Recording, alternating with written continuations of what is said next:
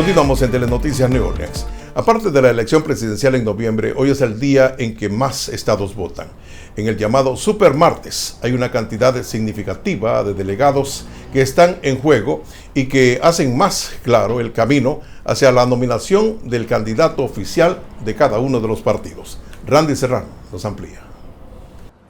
Es un maratón electoral el que está en marcha este Super Martes, con electores en 16 estados y un territorio estadounidense decidiendo el nominado de cada partido. Por el lado republicano quedan dos precandidatos, Donald Trump, quien ha ganado casi todas las contiendas hasta ahora, y Nikki Haley, quien libra una batalla cuesta arriba contra el expresidente. Ella sí está cultivando ese electorado que es 2/3 partes del universo electoral de Estados Unidos que detesta a Donald Trump y que pudiera darle a ella el beneficio de la duda si ella fuera la candidata en la posición nacional que sea en el futuro. A pesar de que ha ganado solo en las primarias de Washington, D.C., Haley se mantiene firme en la contienda, especialmente dice ante la montaña de casos legales que persiguen a Trump. Por esa razón, Nikki Haley todavía está en la carrera porque no sabemos todavía cómo va a acabar esos casos contra Donald Trump y hay mucho tiempo entre hoy y noviembre. Quien llegue a la nominación republicana tendrá que ganar 1,215 delegados antes de la convención en julio. Mientras tanto, del lado demócrata, el presidente Joe Biden tiene más que asegurada la nominación de su partido y le está pidiendo a los votantes otros 4 años en la Casa Blanca. Si no tuviera el peso de la duda que hay con respecto a su capacidad para dirigir los destinos de la nación, estaría quizás mejor en términos de sus encuestas de aprobación. De manera que todo apunta a una revancha entre Biden y Trump, dos precandidatos de avanzada edad que ya demostraron qué pueden hacer desde la Casa Blanca. Muchas gracias, Randy. La noticia en Honduras. Abogados de Juan Orlando Hernández presentan como testigos a 3 generales de las Fuerzas Armadas. Estas y otras informaciones de nuestros países.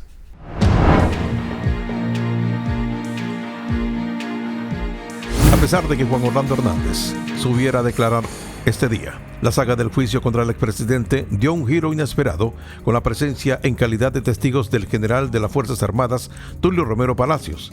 El jerarca castrense fue el jefe de la Guardia Presidencial durante 8 años de mandato de Hernández y el hombre más cercano a él, es decir, el que le respiraba la nuca día y noche. Además, fue escolta personal de Juan Orlando Hernández cuando asumió la presidencia del Congreso en el 2010 y amigo desde 1983, cuando se conocieron, según contó en el estrado.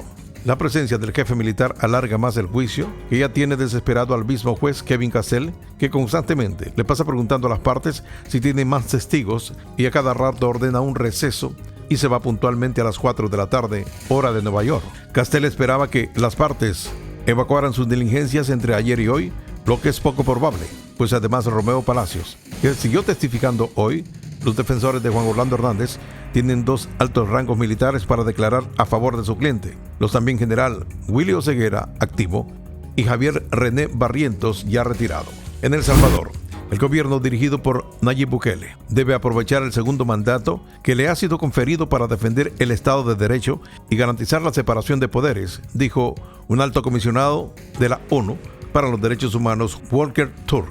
El jefe del área de los derechos humanos en las Naciones Unidas presentó hoy un informe global sobre los derechos humanos en el que mencionó al país centroamericano, animando al reelegido mandatario a promover los controles de poder que se utilizan en democracia. El pasado 4 de febrero se celebraron en El Salvador comicios presidenciales y legislativos, en los que el presidente Nayib Bukele logró la reelección para un segundo consecutivo, a pesar de estar prohibido en la Constitución. Por otra parte, Turk se refirió a las cárceles salvadoreñas, donde se estima que hay unas 76,000 personas detenidas por acusaciones de ser pandilleros o colaboradores de bandas criminales. Pido a las autoridades que ofrezcan condiciones de reclusión que garanticen la dignidad de todas las personas privadas de libertad, incluidas las que se enfrentan a largos cargos y periodos sin juicio y a obstáculos para acceder a abogados para su defensa, declaró el alto comisionado en la presentación de su informe ante el Consejo de los Derechos Humanos de la ONU, que se reúne en Ginebra. En México, el presidente Manuel López Obrador acusó